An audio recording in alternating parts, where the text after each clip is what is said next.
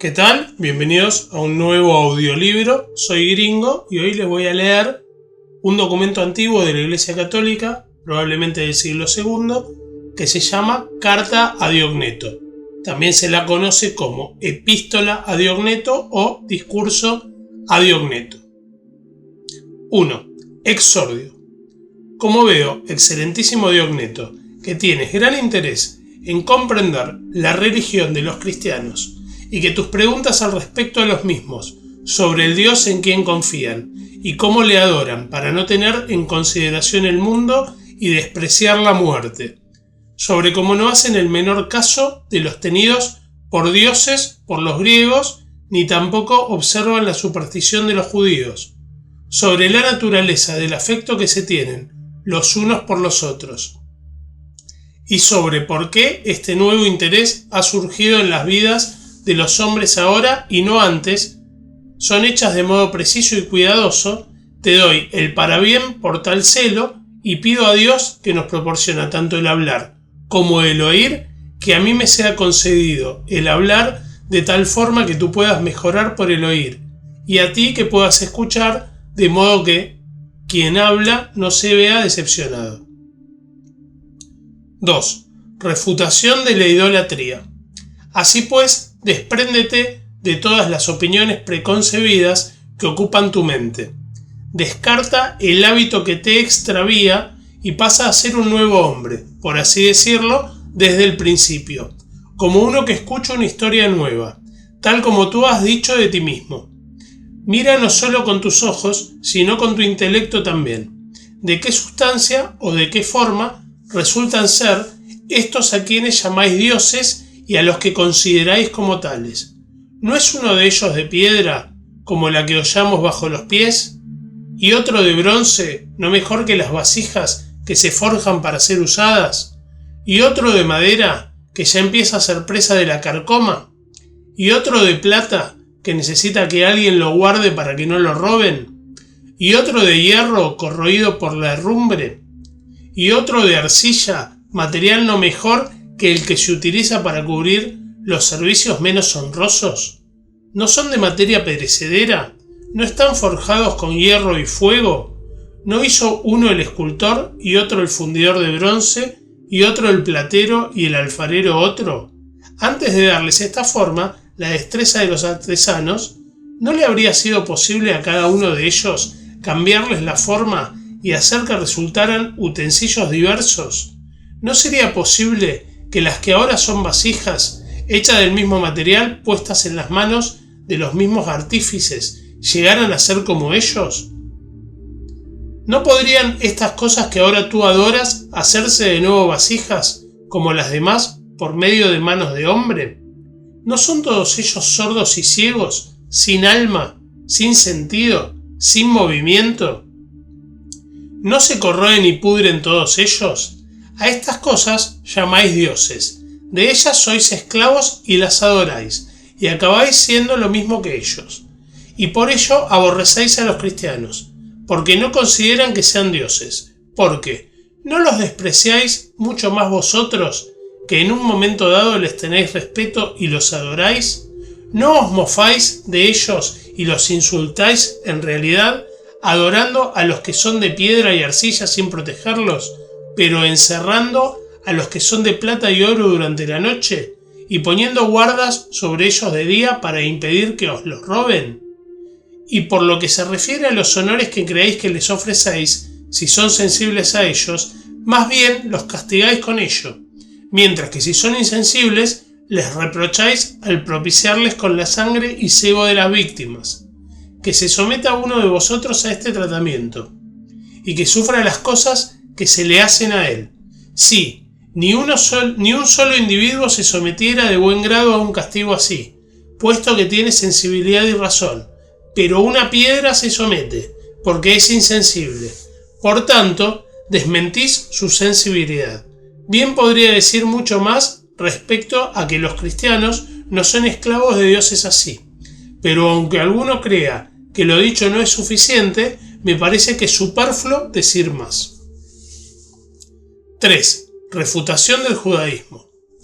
Luego, me imagino que estás principalmente deseosos de oír acerca de que no practican su religión de la misma manera que los judíos.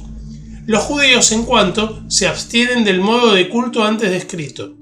Hacen bien exigiendo reverencia a un Dios del universo y considerarle como Señor. Pero en cuanto le ofrecen este culto con métodos similares a los ya descritos, están por completo en el error. Porque, en tanto que los griegos, al ofrecer estas cosas a imágenes insensibles y sordas, hacen una ostentación de necedad, los judíos, considerando que están ofreciéndolas a Dios como si Él tuviera necesidad de ellas, deberían en razón considerarlo locura y no adoración religiosa. Porque el que hizo los cielos y la tierra y todas las cosas que hay en ellos y nos proporciona todo lo que necesitamos, no puede Él mismo necesitar ninguna de estas cosas, que Él mismo proporciona a quienes se imaginan que están dándoselas a Él. Pero los que creen que le ofrecen sacrificios con sangre y cebo y holocaustos y le honran con estos honores, me parece a mí que no son en nada distintos que los que muestran el mismo respeto hacia las imágenes sordas, porque unos creen apropiado hacer ofrendas a cosas incapaces de participar en el honor, y los otros a quien no tienen necesidad de nada. 4. Inanidad de las observancias judaicas.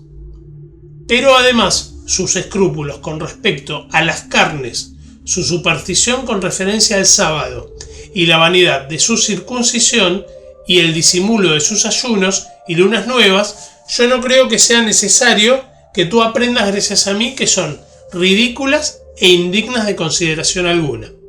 Porque no es impío el aceptar alguna de las cosas creadas por Dios para el uso del hombre como bien creadas, pero rehusar otras como inútiles y superfluas, y además el mentir contra Dios como si Él nos prohibiera hacer algún bien el día sábado. ¿No es esto blasfemo?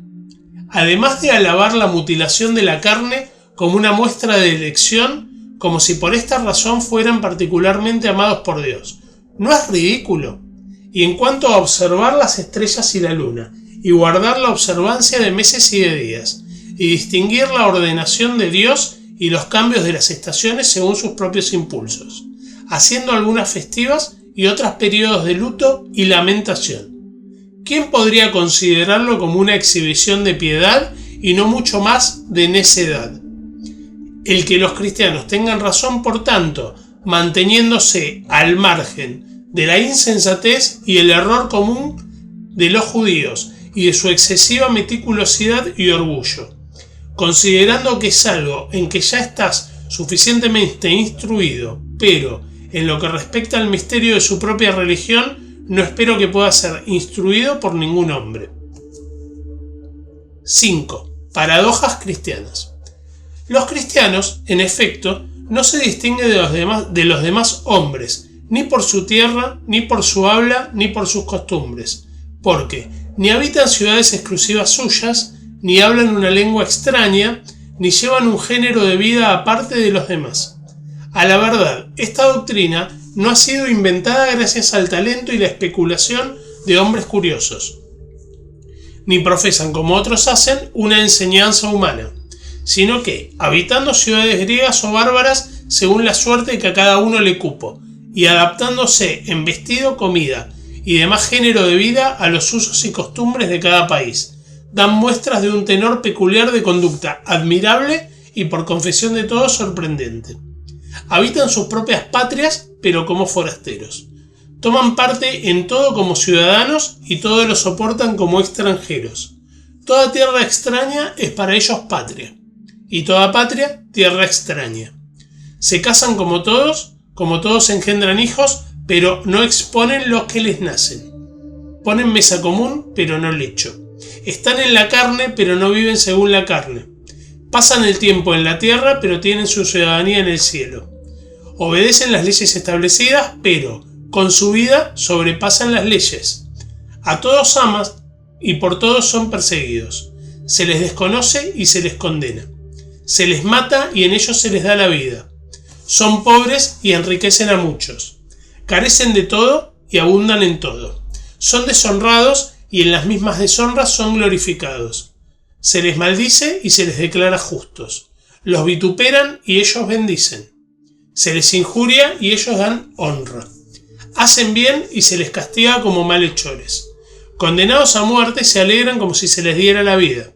Los judíos los combaten como a extranjeros, son perseguidos por los griegos y sin embargo los mismos que los aborrecen no saben decir el motivo de su odio. 6. Los cristianos, alma del mundo. Más, para decirlo brevemente, lo que es el alma al cuerpo, esos son los cristianos en el mundo. El alma está esparcida por todos los miembros del cuerpo. Cristianos hay por todas las ciudades del mundo. Habita el alma en el cuerpo, pero no procede del cuerpo. Los cristianos habitan el mundo, pero no son del mundo. El alma invisible está encerrada en la cárcel, cuerpo visible. Así, los cristianos son conocidos como quienes viven en el mundo, pero su religión sigue siendo invisible. La carne aborrece y combate al alma, sin haber recibido agravio alguno de ella, porque no deja gozar de los placeres. A los cristianos los aborrece el mundo, sin haber recibido agravio de ellos, porque renuncian a los placeres. El alma ama a la carne y a los miembros que la aborrecen, y los cristianos aman también a los que los odian. El alma está encerrada en el cuerpo, pero ella es la que mantiene unido al cuerpo. Así, los cristianos están presos en el mundo, como en una cárcel, pero ellos son los que mantienen la trabazón del mundo. El alma inmortal habita en una tienda mortal. Así los cristianos viven como de paso en moradas corruptibles, mientras esperan la incorrupción en los cielos. El alma, maltratada en comidas y bebidas, se mejora. Lo mismo los cristianos, amenazados de muerte cada día, se multiplican más y más. Tal es el puesto que Dios les señaló y no les es lícito desertar de él. 7. Origen divino del cristianismo. Porque no es, como dije, invención humana esta religión que a ellos les fue transmitida, ni consideran digno de ser tan cuidadosamente observado un pensamiento mortal, ni se les ha confiado la administración de misterios terrenos. No, sino aquel que es verdaderamente omnipotente, creador del universo y Dios invisible. Él mismo hizo bajar los cielos de los cielos, su verdad y su palabra santa e incomprensible, y la aposentó en los hombres y sólidamente la asentó en sus corazones. Y eso, no mandándoles a los hombres, como alguien pudiera imaginar, a alguno de sus servidores, o a un ángel o príncipe alguno de los que gobiernan las cosas terrestres, o alguno de los que tienen encomendada las administraciones de los cielos, sino al mismo artífice y creador del universo, aquel por quien creó los cielos, por quien encerró al mar en sus propias lindes, aquel cuyo misterio guardan fielmente todos los elementos, de cuya mano recibió el sol las medidas que ha de guardar en sus carreras del día. ¿No ves que los que echan a las fieras para que nieguen al Señor y con todo no lo consiguen? ¿No ves que cuanto más los castigan, tanto más abundan? Estas no son las obras de hombres, sino el poder de Dios, son pruebas de su presencia. 7. La manifestación de Dios en la encarnación. Porque, ¿quién en absoluto de entre los hombres supo jamás qué cosa sea Dios antes de que Él mismo viniera? ¿O es que vas a aceptar los vanos y estúpidos discursos de los reputados filósofos? Algunos de ellos afirmaron que Dios era fuego. ¿A dónde tienen ellos que ir? Ellos llaman Dios. Otros que agua. Otros cualquiera de los elementos creados por el mismo Dios. Y no hay duda que, si alguna de estas proposiciones fuera aceptable, podría con la misma razón afirmarse de cada una de las demás criaturas que es Dios. Mas, todo eso no pasa de monstruosidades y desvarío de hechiceros. Y lo cierto es que ningún hombre vio ni conoció a Dios, sino que fue Él mismo quien se manifestó. Ahora bien, se manifestó por la fe, única a quien se le concede ver a Dios. Y en efecto, aquel Dios, que es dueño, soberano y artífice del universo, el que creó todas las cosas y las distinguió según su orden, no solo se mostró benigno con el hombre, sino también longánime. A la verdad siempre fue tal y lo sigue siendo y lo será, a saber, clemente y bueno, y manso y veraz. Es más, solo Él es bueno, y habiendo concebido un grande e inefable designio, lo comunicó solo con su Hijo. Ahora bien, En tanto mantenía en secreto y guardaba su sabio consejo, parecía que no se cuidaba y que nada de nosotros le importaba. Mas cuando nos lo reveló por medio de su Hijo amado y nos manifestó lo que tenía dispuesto desde el principio, todo nos lo dio juntamente. No solo tener parte en su bien, sino ver y entender cosas que ninguno de nosotros hubiera jamás esperado. 9. La economía divina. Así pues, cuando Dios lo tuvo todo dispuesto en sí mismo, juntamente con su Hijo, en el tiempo pasado permitió, según nuestro talante, que nos dejáramos llevar de nuestros desordenados impulsos, arrastrados por placeres y concupiscencias. Y no es en absoluto que Él se complaciera de nuestros pecados, sino que los soportaba. Ni es tampoco que Dios aprobara aquel tiempo de iniquidad, sino que estaba preparando el tiempo actual de justicia, a fin de que, convictos en aquel tiempo por nuestras propias obras de ser indignos de la vida, fuéramos hechos ahora dignos de ella por la clemencia de Dios. Y habiendo hecho patente que nuestras propias fuerzas era imposible que entráramos en el reino de Dios, se nos otorgue ahora el entrar por la virtud de Dios. Y cuando nuestra maldad llegó a su colmo y se puso totalmente de manifiesto que la sola paga de ella que podíamos esperar era el castigo y muerte, venido en momento que Dios tenía predeterminado para mostrarnos en adelante su clemencia y poder, benignidad y amor excesivo de Dios, no nos aborreció, no nos arrojó de sí, no nos guardó resentimiento alguno. Antes bien se mostró longánime, nos soportó, él mismo por pura misericordia. Cargó sobre sí nuestros pecados, él mismo entregó a su propio Hijo como rescate por nosotros, al santo por los pecadores, al inocente por los malvados, al justo por los injustos, al incorruptible por los corruptibles, al inmortal por los mortales. Oh dulce trueque, oh obra insondable, oh beneficios inesperados, que la iniquidad de muchos quedara oculto en un solo justo y la justicia de uno solo justificara a muchos.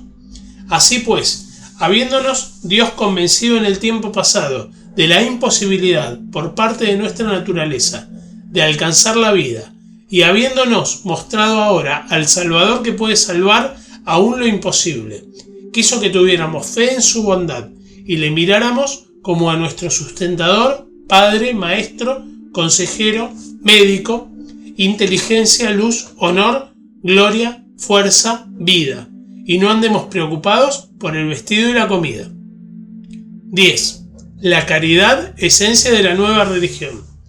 Si deseas alcanzar tú también esa fe, trata ante todo de adquirir conocimiento del Padre, porque Dios amó a los hombres por los cuales hizo el mundo, a los que sometió cuando hay en la tierra, a los que concedió inteligencia y razón, a los únicos que permitió mirar hacia arriba para contemplarle a Él, los que plasmó de su propia imagen, a los que envió su Hijo unigénito, a los que prometió su reino en el cielo. ¿Qué dará a los que hubieran amado? Ahora conocido Dios Padre, ¿de qué alegría piensas que serás colmado? ¿O cómo amarás a quien hasta tal extremo te amó antes a ti? Y amándole te convertirás en imitador de su bondad. Y no te maravilles de que el hombre pueda llegar a ser imitador de Dios. Queriéndolo Dios, el hombre puede, porque no está la felicidad en dominar tiránicamente sobre nuestro prójimo, ni en querer estar por encima de los más débiles, ni en enriquecerse y violentar a los necesitados. No es así como nadie puede imitar a Dios, sino que todo eso es ajeno a su magnificencia. El que toma sobre sí la carga de su prójimo, el que está pronto a hacer el bien a su inferior en aquello justamente en que él es superior, el que, suministrando a los necesitados lo mismo que él recibió de Dios, se convierte en Dios de los que reciben de su mano, ese es el verdadero imitador de Dios. Entonces, aún morando en la tierra, contemplarás cómo tiene Dios su imperio en el cielo. Entonces empezarás a hablar los misterios de Dios. Entonces amarás y admirarás a los que son castigados de muerte por no rezar a Dios.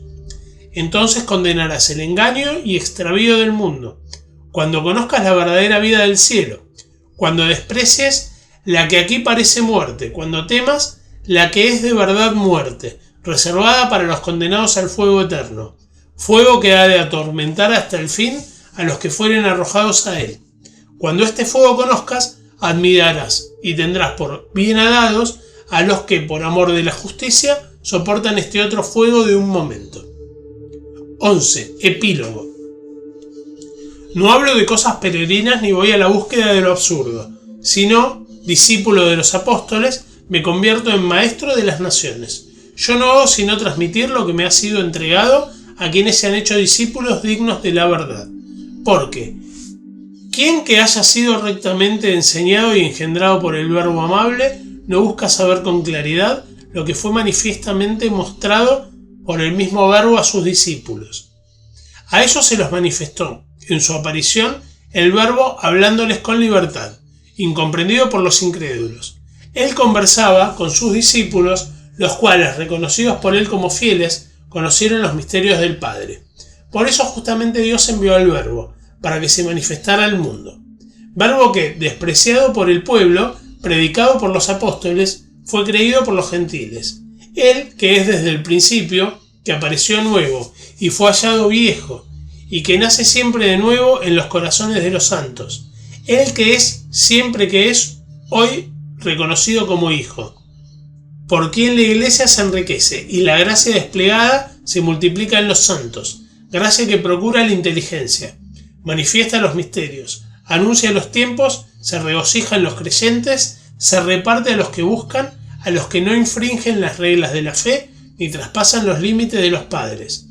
Luego se proclama el temor de la ley, se reconoce la gracia de los profetas, se asienta la fe de los evangelios, se guarda la tradición de los apóstoles, y la gracia de la Iglesia salta de júbilo.